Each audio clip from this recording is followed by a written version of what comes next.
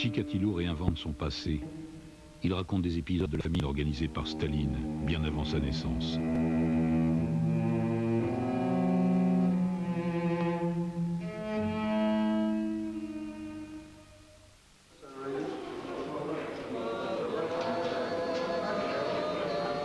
Aujourd'hui à Rostov, sous le regard du dernier tsar, les Cosaques du Don se construisent eux aussi un passé.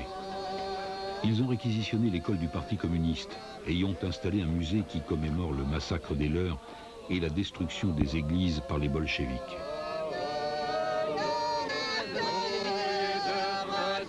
Казаки всегда были свободны во всем.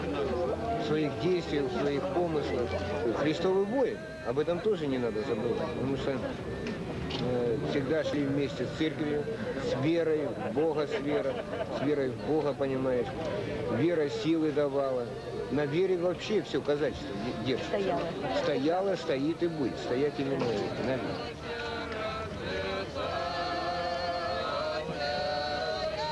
Теперь насчет власти. А почему бы и не взять? Вернее, не взять, а не получить. Взять, что такое взять? С автоматами в руках, это ж война. А получить, если народ доверит, ради Бога мы можем, и мы, кстати, чувствуем, что мы можем это сделать. Потому что там Чечня сожгла 9 хуторов, 14 хуторов. А почему это где? А нас, чтобы защитить, нас сразу блокировали. Не пустили. Нет, я просто считаю, что нам нечего с вами разговаривать. Может быть, казак, если он был коммунистом, если коммунисты в 18 году стенку ставили там казаков, так ведь было? А были казаки красные или казаки белые? Я вынужден был вступить в партию. Почему? В противном случае я бы, не имел ни продвижения, ни очередного воинского звания. Понимаете, а у меня семья. У вас ведь была бы чистая бы совесть.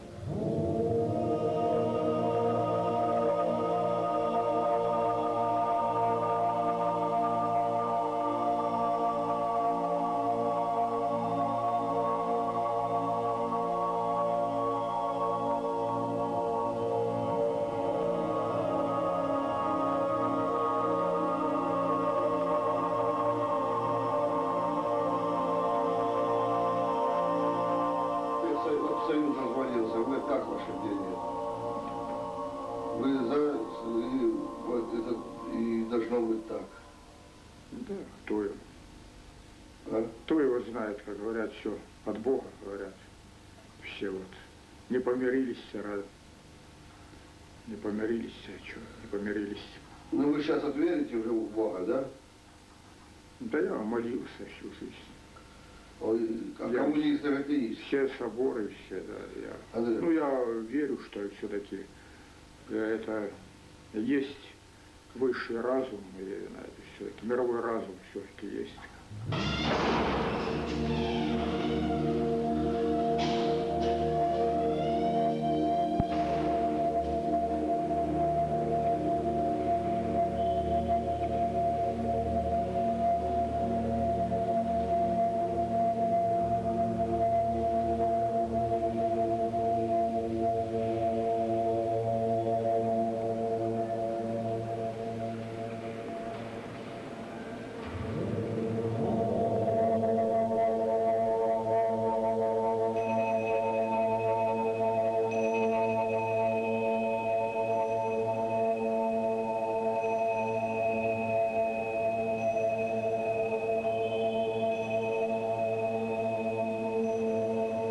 Rostov, la cathédrale est redevenue un asile contre les menaces du futur. Rostov est une frontière entre l'Ukraine, la Russie et les guerres du Caucase toutes proches.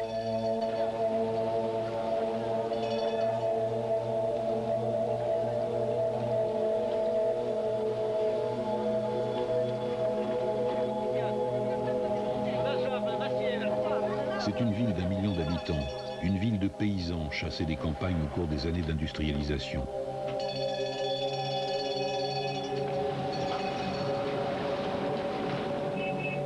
Dans ces foules déracinées, Chikatilo, le campagnard d'Ukraine, se lie facilement. Il inspire confiance.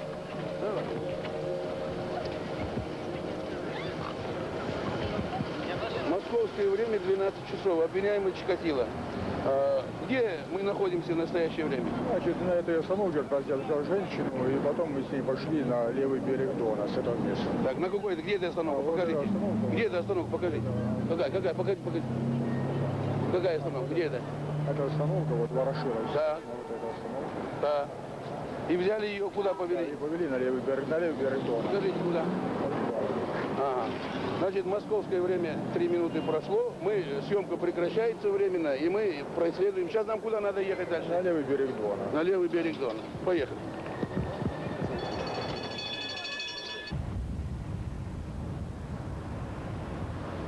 De l'autre côté du Don, l'Europe se change en Asie.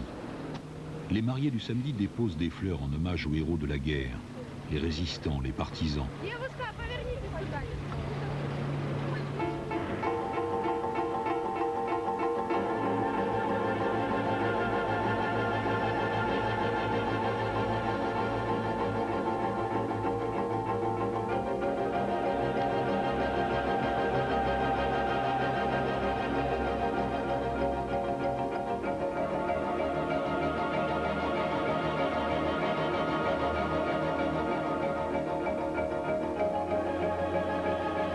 Comme toute ville soviétique, Rostov est jalonné de figures viriles, de héros sans faiblesse, d'exemples pour tous.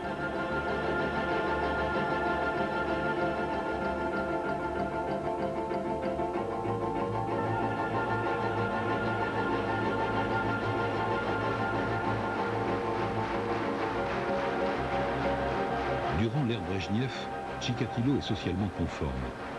Il milite au parti. Il trouve une épouse grâce à une entremetteuse, comme cela se fait chez lui. Il étudie obstinément pour devenir professeur. Mais dans ses pensées souterraines, une honte le poursuit depuis sa jeunesse. Вона сама замужем була, ми з нею поженитися хотіли. Я не мог з нею, опозорився, що на всю деревню там все. Кругом сейчас же секс, анекдоты, все встречаются, вот рассказывают, вот я трахнул. А ты, баба, на меня смеются. Я говорю, а я что, если я не трахнул, так я не человек.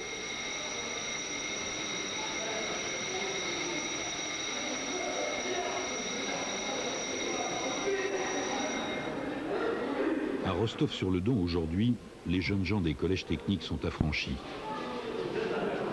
Ils voient dans le banditisme et la prostitution une sorte de réussite.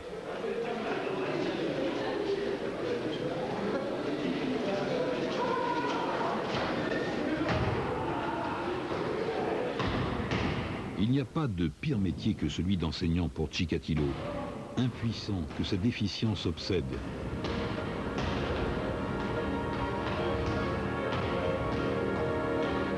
Au collège de Novotchertinsk, il est un professeur chahuté. Il s'abandonne à ses pulsions. Il s'excite en classe. Cela se sait.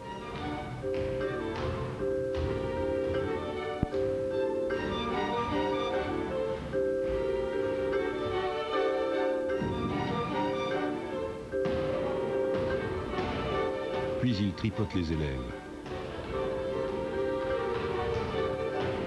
Il devient le maniaque sexuel anonyme qui rôde dans les douches et les toilettes de sa ville.